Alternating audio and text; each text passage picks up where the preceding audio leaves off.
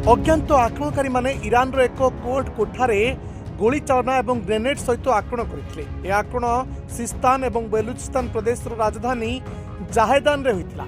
यह आक्रमण में जड़े शिशु समेत 9 जनकर मृत्यु होइतिला। यह आक्रमण में 20 जन आहत मध्य होइछन्ति। अज्ञात आक्रमणकारी माने कोर्ट कोठारे आक्रमण करबा परे ईरानी सुरक्षा बाहिनी तुरंत घटनास्थल में पहुंची परिस्थिति को नियंत्रण को आनिथिले। रिपोर्ट अनुसार सुरक्षा बाहिनी प्रतिशोध नेबारे 3 जन आक्रमणकारी को हत्या करिसेंति।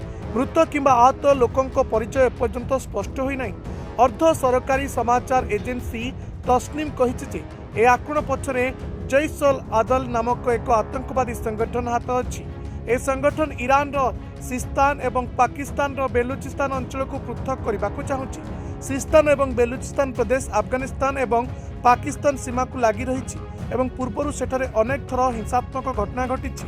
ए अंचल सुरक्षा बाहिनी ड्रग्स चोरा चालाणकारी एवं आतंकवादी संगठन मध्य संघर्ष घटुछि। ए अंचल को ईरान रो सबुठु पछुआ अंचल मध्यरु गोटिए बोली विवेचना करा जाय एवं एठाकार अधिकांश लोक सुन्नी मुसलमान।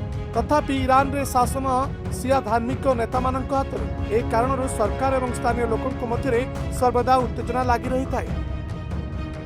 Bureau report Dinalipi live. Dinalipi live को एबे ही लाइक शेयर सब्सक्राइब करंतु।